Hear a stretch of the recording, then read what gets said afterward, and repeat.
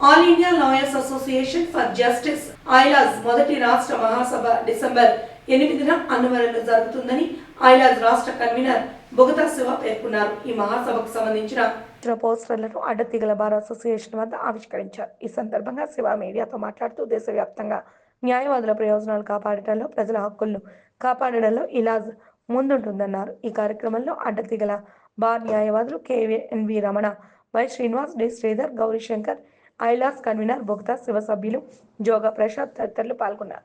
All India lawyers association for justice IALJ తన మొట్టమొదటి రాష్ట్ర మహాసభను డిసెంబర్ 8, 2024 తేదీన అన్నవరం శ్రీ శేషాద్రి సదన్లో నిర్వహించుకుంటుంది.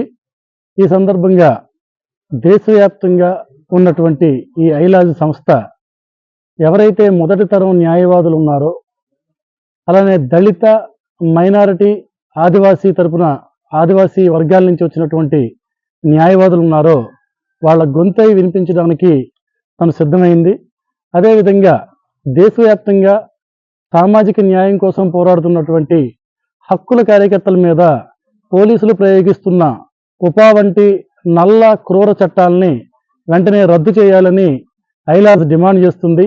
ఆ సందర్భంగానే ఇటీవల ప్రొఫెసర్ సాయిబాబా మీద పెట్టినటువంటి అక్రమ కేసు, దాని దరిమిలా ఆయన మరణించడం, అలానే జ్యుడిషియల్ కస్టడీలో మరణించినటువంటి ఫాదర్ స్టాన్ స్వామి, ఇటువంటి విషయాల పట్ల నిరసన వ్యక్తం చేసింది. ఇటీవల జరిగినటువంటి మణిపూర్, ఛత్తీస్గఢ్లో జరిగిన దారుణ మారణ హోమాలకు వ్యతిరేకంగా నిజ నిర్ధారణ కమిటీలను కూడా ఏర్పాటు చేయడం జరిగింది. దాంతోపాటు ఎవరైతే న్యాయవాదులు ఉన్నారో, న్యాయవాద సమస్యలు ఉన్నాయో వాటి పట్ల తను చిత్తశుద్ధితో ఐలాజ్ నిరంతరం ఆ సమస్యలను పరిష్కరించడానికి ప్రయత్నం చేస్తూ ఉంది.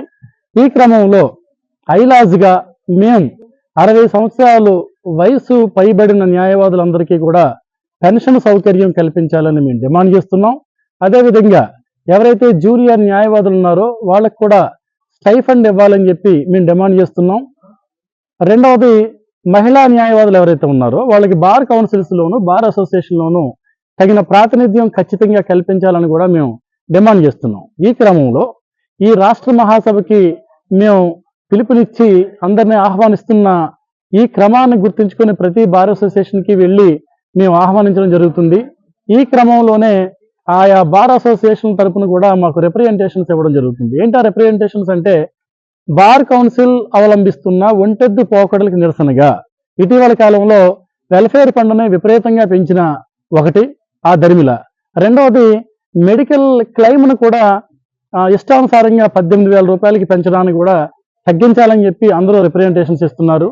ఆ రకంగానే ఈ బార్ అసోసియేషన్ దగ్గర నుంచి ప్రతి ఒక్కళ్ళు కూడా ఈ సమస్యల మీద స్పందిస్తున్నారు. రెండవది, ఇటీవల కాలంలో bar council, Andhra Pradesh bar council తీసుకున్నటువంటి ఒక వివాదాస్పద అనుచిత నిర్ణయం కూడా మేము ఖండిస్తున్నాం. ఏంటంటే, ప్రతి న్యాయవాది, ప్రాక్టీస్ ఉన్న ప్రతి న్యాయవాది కూడా 5 వకాలత్తులను ఖచ్చితంగా అందివ్వాలి, అప్పుడే సర్టిఫికెట్ ఆఫ్ ప్రాక్టీస్ మీకు అందిస్తామని చెప్పి వాళ్ళు చెప్తున్నారు. దీని మీద కూడా ప్రతి బార్ అసోసియేషన్లోనూ నిరసన వ్యక్తం అవుతుంది. ఎందుకు సిఓపి 5 వకాలత్తులు ఇవ్వాలి అంటే, 40 సంవత్సరాలు పైబడిన సీనియర్ న్యాయవాదులు, ప్రాక్టీస్ చేసిన సీనియర్ న్యాయవాదులు చాలా మంది మమ్మల్ని ప్రశ్నిస్తున్నారు. మేము ప్రాక్టీస్ మానేసాం, 30 సంవత్సరాలు మేము ప్రాక్టీస్ చేసాం, ఇప్పుడు ప్రాక్టీస్ మానేసాం, మా దగ్గర 5 వకాలత్తులు ఎలా వస్తాయని చెప్పి.